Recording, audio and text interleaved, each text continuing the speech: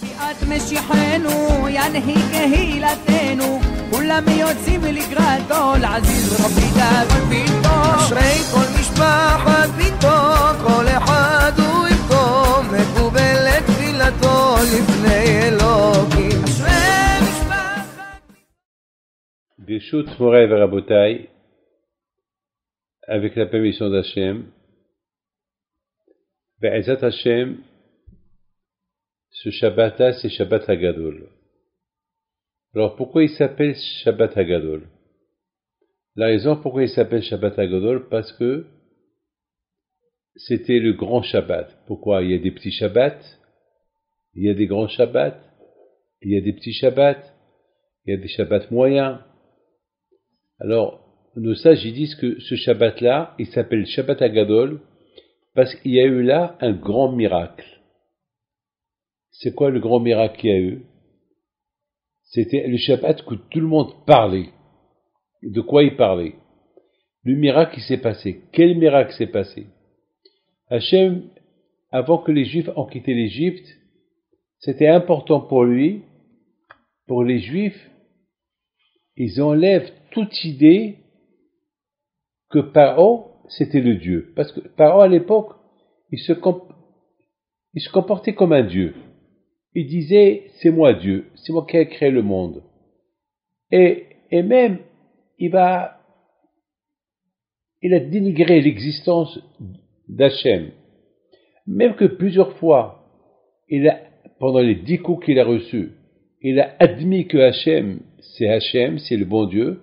Mais beaucoup des fois, il essayait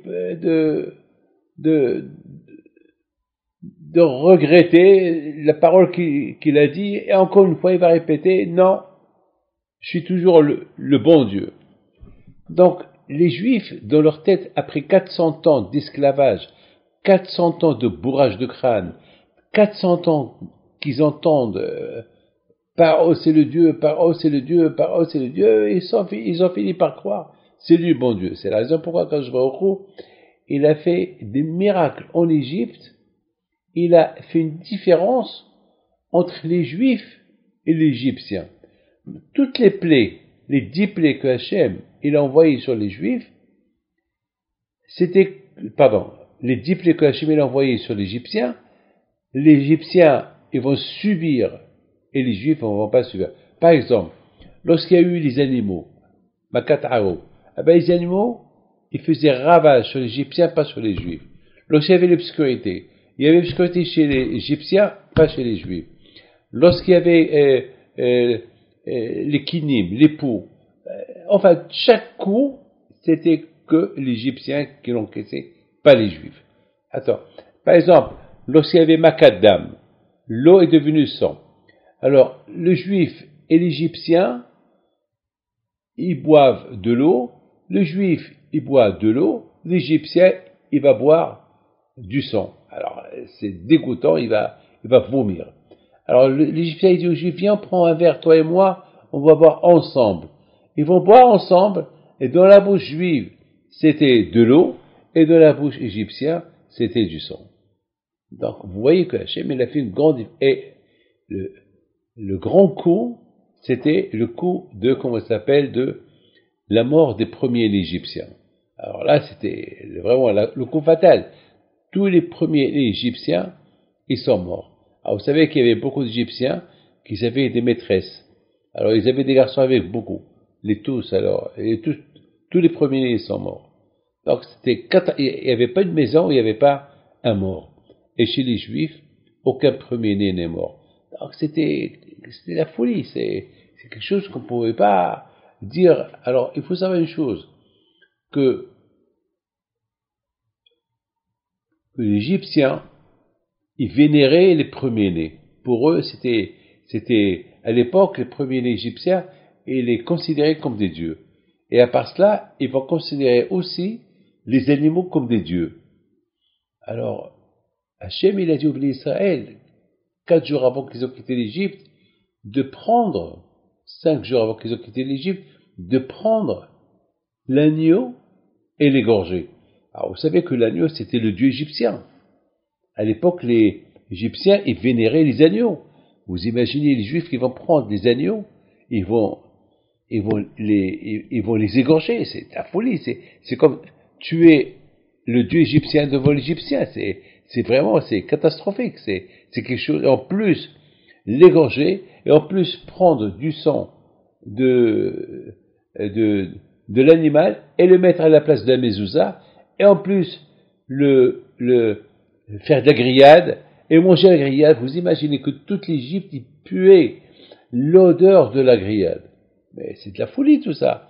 Mais le plus grave, c'était le jour à Shabbat Hagadol. Shabbat Hagadol, c'était le Shabbat que les Juifs ils devaient faire trancher. Ou on écoute Dieu, ou bien et on prend l'idolâtrie égyptienne et on va l'attacher au pied du lit.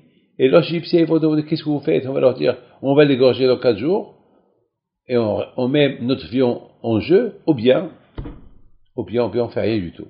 Donc maintenant, le Shabbat Hagadol, les Juifs, ils avaient maintenant le choix de choisir entre, s'ils ont l'émouna en Dieu, donc ils vont écouter Dieu, ils vont prendre l'agneau qui est l'idolâtrie égyptienne pour l'égorger, ou bien ils vont rien faire. Avec mes amis, ce Shabbat-là, il s'appelle Shabbat Hagadol, parce que ce Shabbat-là, ils ont pris la décision que Hachem ou Elohim, que Hachem c'est lui le bon Dieu. Et donc, ils ont risqué leur vie, et les Égyptiens, ils voyaient tout cela, ils n'ont rien fait. Là, ils ont compris, les Juifs, que le Dieu égyptien, c'était que banal, c'était rien du tout, il n'y avait rien du tout, surtout que Hachem, il les a empêchés. C'est pas que les Égyptiens, ils ont pas voulu tuer les Juifs. Ils ont voulu tuer les Juifs, mais ils n'arrivaient pas. Mais ils se sont entretués entre eux. Entre eux, ils ont fait la guerre. Parce qu'ils ont fait une révolution contre le roi Paro. Comment Paro, il laisse les Juifs faire ce qu'ils font? Alors Paro leur dit, allez-y vous battre contre eux. Ils disent, on n'arrive pas à nous battre contre eux. Là, ils ont compris que c'est Hachem, Roa Elohim, celui le plus fort. C'est la raison, mes amis, pourquoi ça s'appelle Shabbat Hagadol, le grand Shabbat que les Juifs, ils ont découvert qui est Hachem.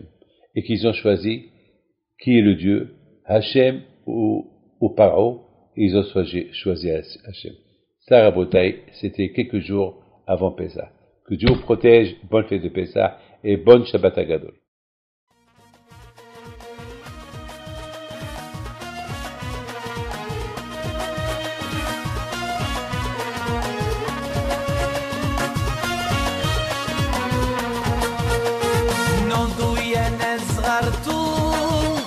على ربيع حيم بنتو وقف لنا زي خو